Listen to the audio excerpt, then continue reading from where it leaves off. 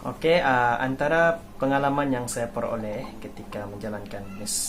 bisnes praktikum ini sepanjang semester 4 adalah yang pertama, saya mengetahui bagaimana kita ingin memulakan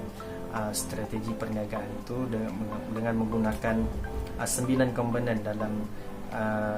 bisnes praktikum itu tersebut, yang mana ianya membantu kita membantu perniagaan kita berada dalam on track yang betul, dan kita tidak bingung ataupun kita ada hala tuju dan matlamat apa yang kita ingin sampaikan dan apa yang kita perlu buat dan apa yang perlu kita laksanakan dengan hanya menggunakan bisnes praktikum tersebut. Yang kedua adalah saya mendapat mempelajari ilmu marketing yang baik, bagaimana cara menggunakan media sosial seperti Facebook, Instagram, WhatsApp untuk tujuan bisnes, bagaimana cara kita membuat iklan menggunakan hard sell dan soft sell, bagaimana cara kita menulis iklan-iklan yang dapat menarik pelanggan. Seterusnya adalah bisnes praktikum ini juga mengajarkan saya macam mana pengurusan keuangan, macam mana mengurus duit syarikat apabila hasil masuk dan belanja yang akan diuruskan. Kita tahu macam mana pengurusan keuangan itu dan kita belajar, dan di hujung tugasan tersebut pun ada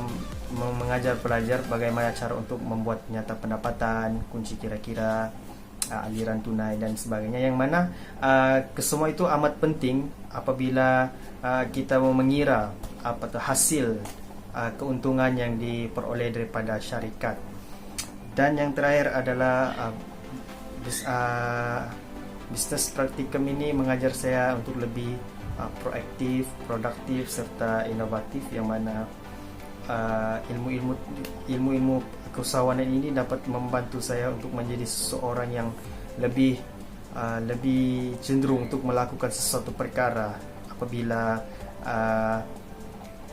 kita tidak ada sesuatu perkara yang ingin dibuat, maka bisnes sebegini yang dapat kita laksanakan untuk membantu kita selain menjana pendapatan, dapat membantu kita untuk mencipta satu bentuk perniagaan yang mungkin menyumbang kepada masyarakat di luar sana, ataupun lebih besar lagi menyumbang kepada negara. Antara pengalaman yang kurang baik sepanjang menjalankan bisnes praktikum ini adalah ketika mana kami menerima menerima barang yang kami ingin jual daripada rakan niaga utama kami, supplier yang kami ini. Biskuit tu kami jual biskuit, dan biskuit tu sampai dalam keadaan yang tidak sepatutnya lah, yang tidak dalam keadaan yang memuaskan, iaitu dia hangus biskuit tu, and then dia berbeza dengan apa yang ada di dalam gambar yang itu. So benda ni sedikit sebanyak memberikan kesan terhadap perniagaan kami, yang mana benda tu tidak boleh dijual sebab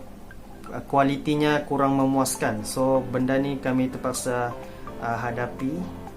dan dapat mengajar banyak benda lah, antaranya bagaimana kita mau mengatasi masalah sebegini, dan dia memberikan kami banyak pengalaman, kerana dalam perniagaan ini tidak semuanya dalam keadaan yang kita jangkakan, dan ada sebarang kemungkinan yang akan berlaku, dan hal ini berlaku kepada syarikat kami, dan ia memberikan sangat banyak pengajaran kepada syarikat kami. Harapan saya untuk di masa hadapan adalah ilmu keusahawanan ini dapat saya gunakan apabila saya di mana saja saya berada, yang mana ilmu keusahawanan ini amat penting untuk kita pelajari, kerana dia merupakan satu benda yang mudah untuk kita laksanakan di samping kita tidak ada kerja yang ingin dibuat. Mungkin akan, seperti yang saya tekankan, akan menjadikan kita lebih produktif dan inovatif, dan hal ini adalah amat baik untuk kita, khususnya diri saya sendiri, untuk menggunakan ilmu ini sebaik mungkin.